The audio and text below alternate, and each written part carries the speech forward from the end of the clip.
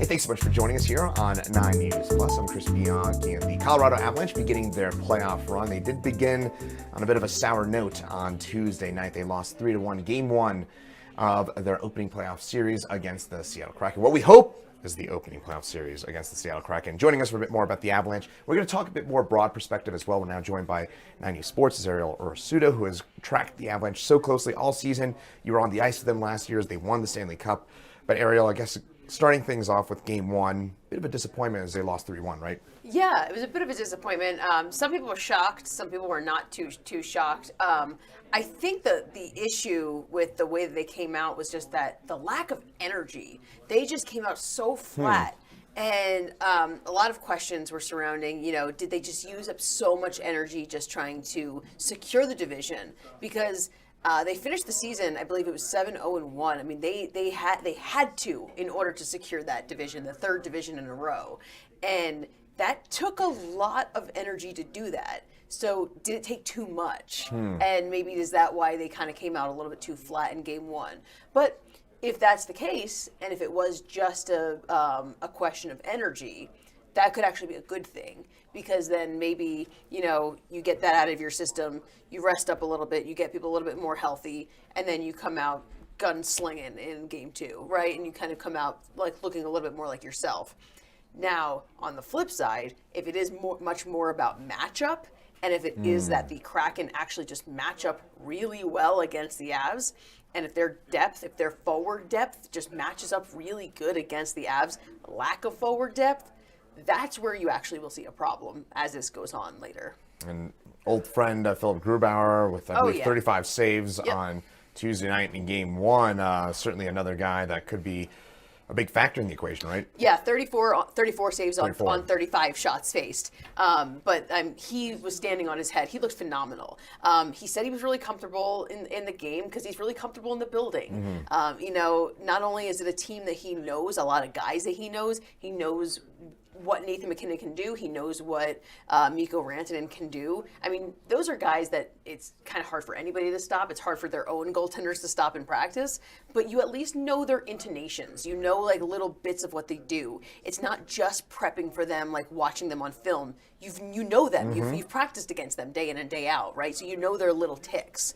So he kind of has one up on them. But he also said he knows the building.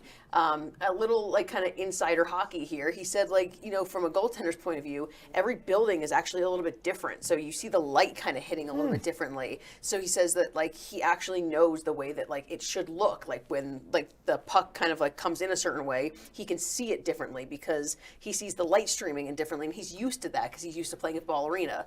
So he actually has a step up on other goaltenders playing at his old stomping ground. So he showed it. He was the Vezina finalist his year here when they lost in the second round to Vegas. So we know what he's capable of. And this is going to be a tough goaltender to face. That's super interesting, the thing about goalies and how those buildings change. I never would have thought of that in a million years. Maybe broadening things out a little bit. You've been trying this team so closely. Do you think that there is a matchup issue specifically with the Kraken? Do you think that this team maybe they lost, of course, Nazem Kadri in the offseason amongst a couple other players.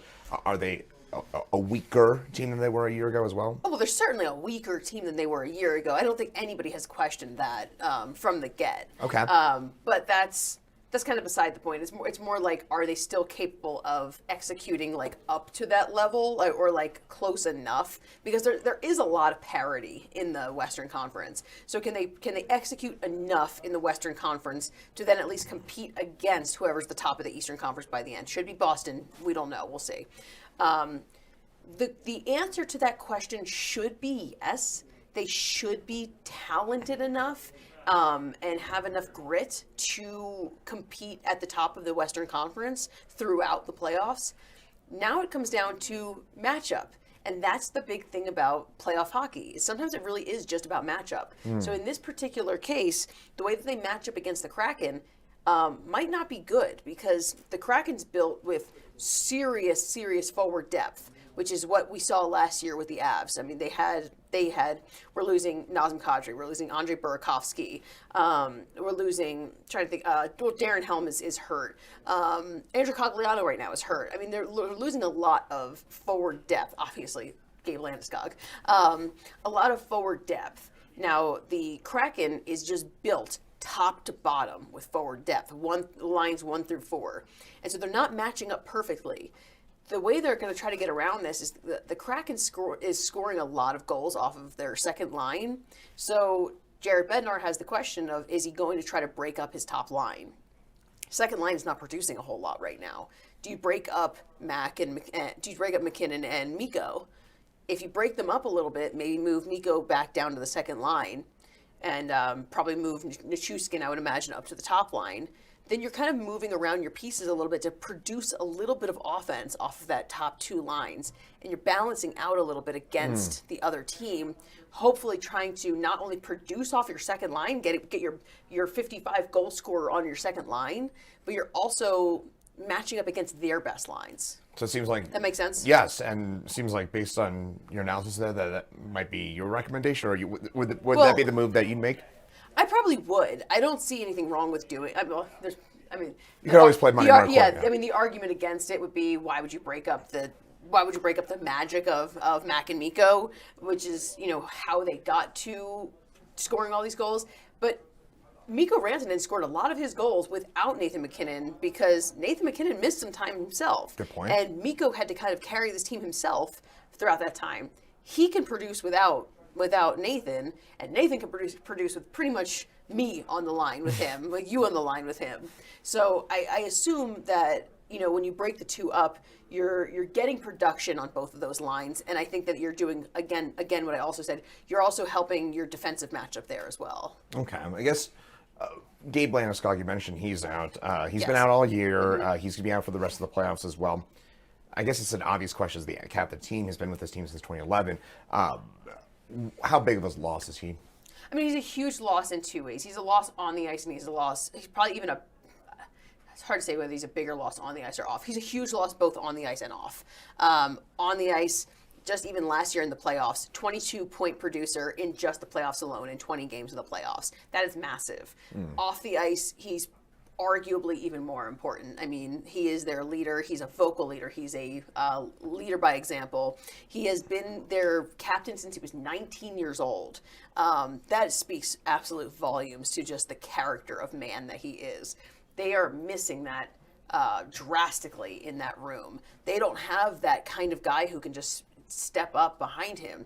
The associate captains behind him are Nathan MacKinnon, who has said himself he is not a vocal leader. He will lead by example. He does not want to be a vocal leader. Mikko Rantanen, who has started to become a bit more of a vocal leader, kind of almost like by default, has had to kind of take on that role.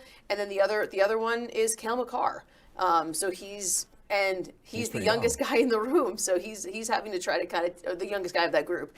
So he's trying to have to take on that role, again, also kind of by default. But so really, who's absorbing all of that off the ice leadership is a tough thing. But then on the ice, I mean, Bo Byram kind of said it the best the other day. He's kind of a unicorn, is what he said. Like, you don't really see players like Gabe Landeskog anywhere else in the NHL. Interesting. We also want to look ahead look at the goalie situation between the pipes.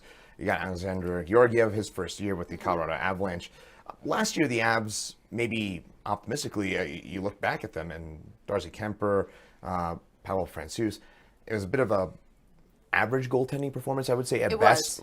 In the lead up to the Stanley Cup Finals, are the Avs better between the pipes this year? I think they are. I think you and I talked at the way beginning of the season as kind of like a what to expect in the season. I was not sold at the time on Alexander Georgiev, and I said I really wasn't sure if they kind of either traded up or really just kind of got an equal goaltender for Darcy Kemper, because I wasn't the biggest fan of Darcy Kemper last year. I kind of thought that they could have just maybe gone with Pavel Francouz and gotten somebody else, and kind of just because I thought Frankie is pretty much an equal goaltender to Darcy Kemper, and that's really what we saw in the postseason as well. I do think now after seeing an entire season, I do think they traded up. I do think that Alexander Georgiev is definitely a step up from Darcy Kemper, which is a good thing, but is not saying, I mean, I don't think they have a Vezina finalist there. They clearly don't, but I don't think they have like what is the equivalent of like a Vezina finalist there. So he's not going to get you out of difficult situations. Like you just saw in his first game, he didn't get you out of sticky situations. He let some pucks by him. They're going to say that like it was just the breakdowns in front, but a breakdown in front, he didn't save you out of that breakdown, you know? Like I don't think that he's going to get you out of a situation, but he's not going to let a ton of like bad pucks behind him. He's kind of he's a little bit above average. So, but you know, it's if they can prevent the breakdowns that we saw in game 1, because there were some bad breakdowns. If they can prevent that, I think they can definitely turn it around. Okay. And let's say they do turn around. And we're going to play a little hypothetical here. I mean, it's part of the nature of some of these things. But let's say they do turn things around. What other team do you see in the Western Conference that could pose the biggest threat to the Avalanche?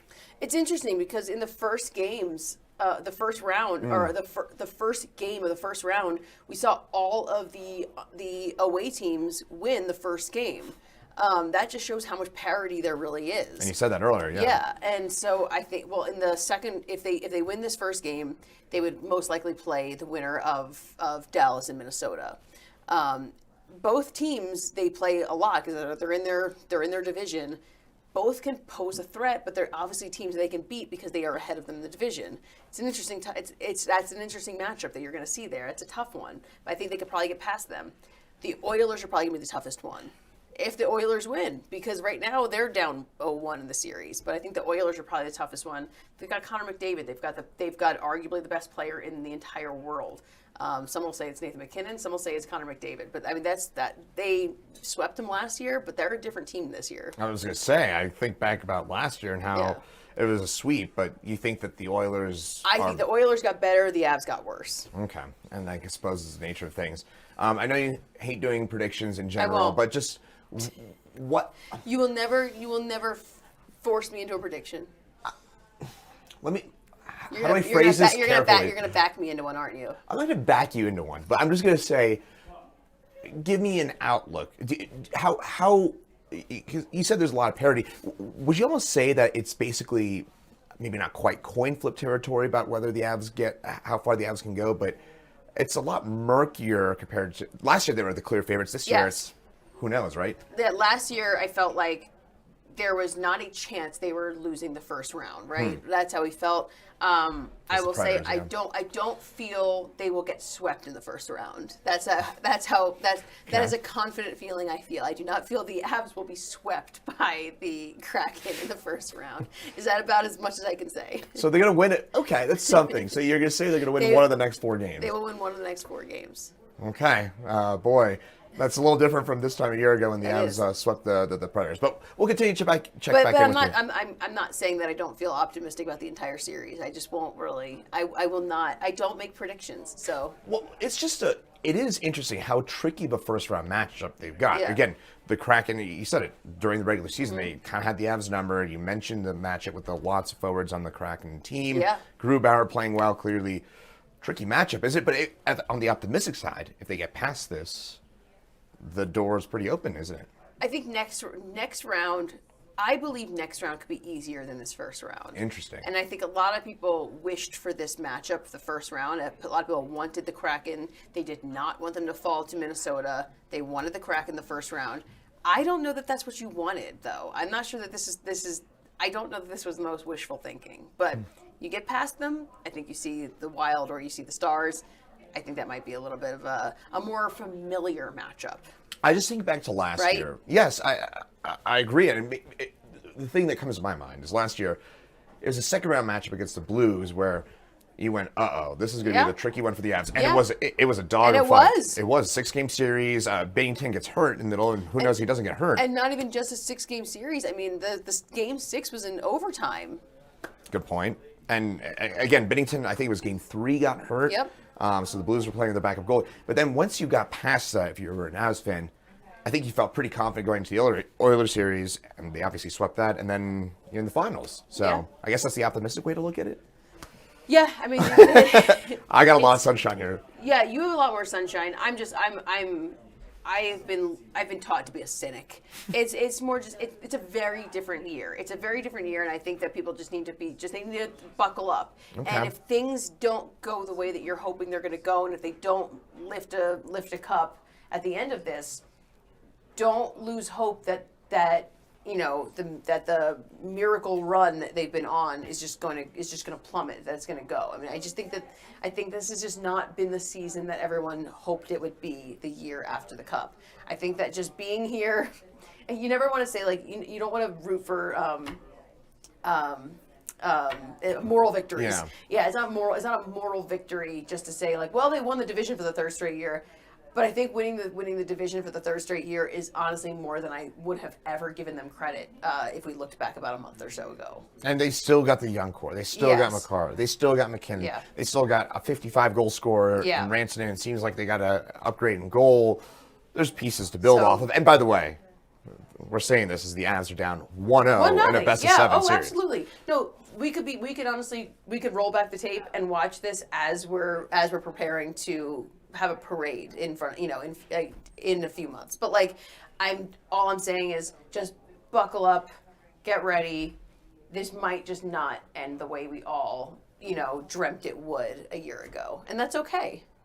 It's okay. And that's okay because guess what? That's sports. And you can't win the cup every year unless, well, maybe no, you can. and that's okay. I want the Avs to win every year. But all right, with that said, Ariel Orsuta, thanks so much for joining us here. We really appreciate it. You know what? I'm sorry. I can't always end us on a great note. That's not who I am. You said it yourself. You got to be a bit of a cynic. I'm going to be the optimist here, but we need to balance each other. We got to balance each other. But Ariel, thanks so much for joining us. Absolutely.